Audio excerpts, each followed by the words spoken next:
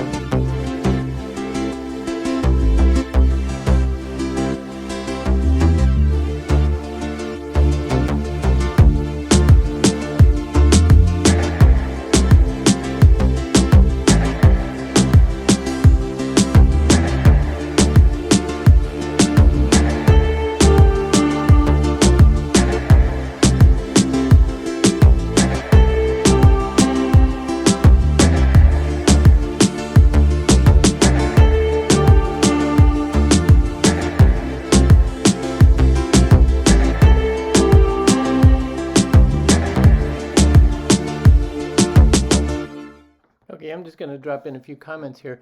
As you can see, the bins here are different than here in Minnesota, or the bins in Omaha. They have everything kind of thrown into the bins. They have very few clothing bins, so there's clothing mixed in with all the household goods. Books are mixed in with the household goods, electronics. I was looking at this particular clock because it looked old, but it's actually a modern reproduction. And you can see that there's vintage books, there's new books, there's a little bit of everything, and it's just all thrown in the bins. And honestly, the bins themselves, the bottoms of them are filled with debris and dirt and stuff. This particular one that we're looking at now is a little cleaner, but some of them are just horrible. And so part of me is like, I don't want to dig to the bottom because it's like, no.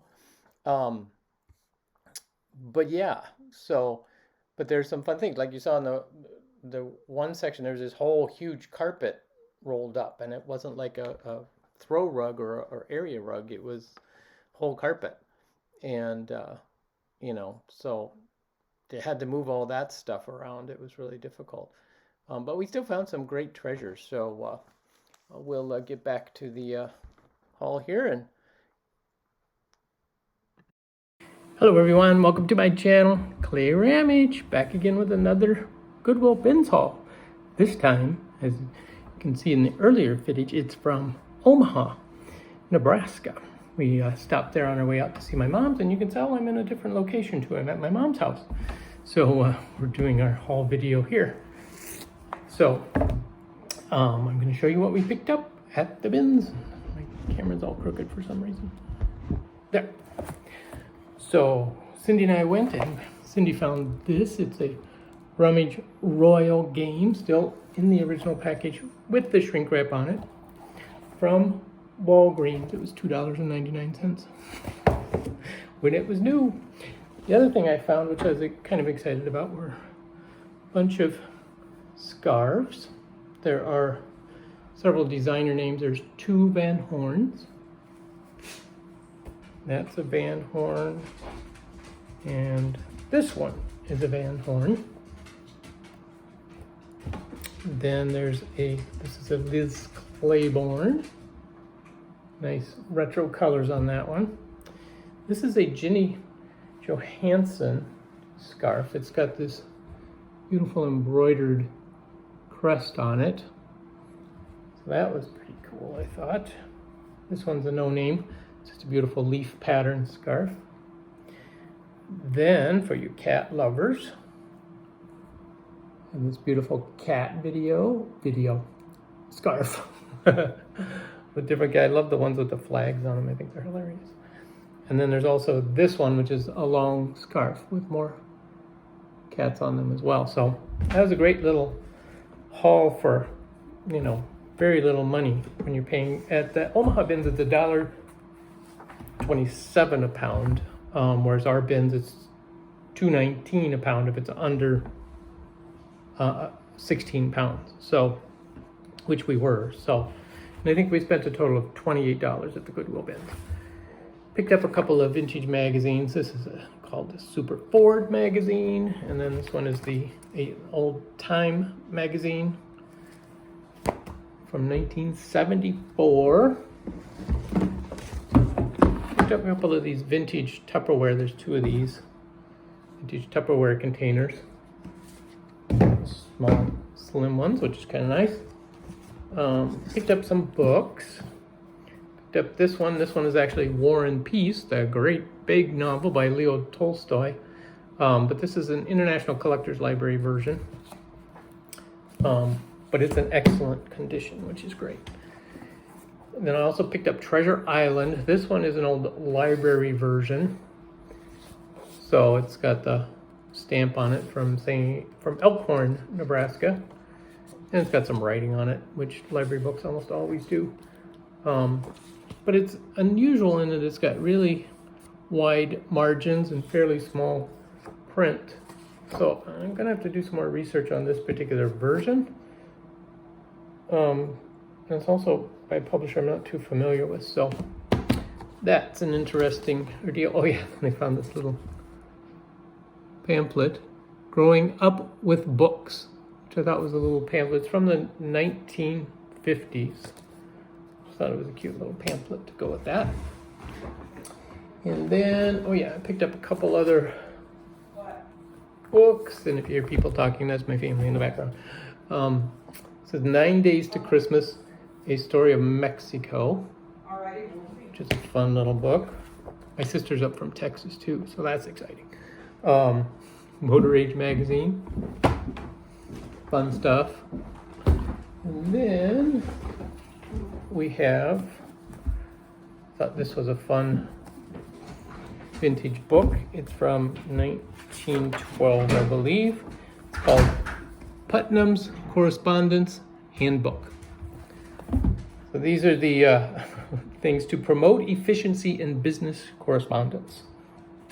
Yes, we can definitely use some of that today, even though we have very fast means of communication. Is not very efficient many times because people don't communicate well, so it causes more problems. Picked up this little vintage cross stitch. This one happens to be cowboy boots, which I thought was a great subject because you don't really see cowboy boots very often in needlework. Then I found these two records which have me perplexed because they're called Scratch Live, and one of them, this one is a blue record in the sleeve, and it says control vinyl. Not exactly sure what that means. Maybe for like when they were doing the record scratching thingy. I'm not exactly sure. You guys probably know, but I don't. But I did find a couple other records. Look, this one, the Manhattan Transfer. Look at the graphics on that cover. I got it for the cover. And this one, the 30s in Ragtime. That was another great cover. Well, let's see. Picked up some. Oh, this is interesting. It's called the Chin Lee rug. It's actually a put out by a museum, basically as a pamphlet to help people understand if they have a Chin Lee rug, you know, the different designs and things like that on it. I was trying to remember. It was published by the 1942, the Laboratory of Anthropology. So, I never saw one of those. I thought it was kind of a cool little thing. And then I found a bunch of vintage camera lenses and accessories in this little bag. Actually, they're not lenses, they're filters for different effects. And then, my gloves. What else? I'm reaching in a bag over here. That's why I'm kind of... found a vintage Bugs Bunny book. Bugs Bunny, great. Love Bugs Bunny. Found a Halloween mask. This is the one from the movie Scream. This particular one, because it is by this one company, Ideal, let's see what it's called, Easter Unlimited. This one is the valuable one. There's a number of knockoffs, but this is the one that has more value. And then picked up this book. Loved the embossed leather on it. It's also called A Madeira Party. Some of you know my family comes from the Madeira Islands. My grandfather immigrated from there, but this is about Madeira wine, not Madeira, Portugal. This was published in 1895. This one has happened to be the second printing in 1900, so it's not quite as valuable as the first printing, but what a fun little book. Just a small one. It does have a little bit of a condition issue on the back. It almost looks like it was burnt. But anyway, and then two other things. Found a roll of eBay tape. In the bins. I'll take it. I use that. Well, I'll take it. And then also, I was excited to find this camera. This is an Olympus XA2. And I have another one of these, but this one also has the flash with it, which adds another $20 to $30. The camera itself, in working condition, is $80 to $100. And then the flash adds another $20 to $30. So this could be $100 to $120 right here. And now at my local bins, this would be considered an electronic, so I'd pay $1.19. In Omaha, it's not considered an electronic, it's considered by the pound. So I paid by the pound for this one. But yeah, so that was our little haul from Omaha. We can't do too much because we're traveling, so I can't go too crazy and get a bunch. Oh, my wife got a brand new beach ball too. I forgot. And there was one other thing, which is this case. Forgot that it was sitting right in front of me. And we opened it up and it had this Amazon Kindle in it. And I was like, oh, it's a Kindle. You can grab that. But what it is, Hinge Health. This is actually called a hip health. So it's like an electronic impulse thing to send current to your hips to help with hip pain, which I thought was very interesting. Which in and of itself sells used condition for around $40.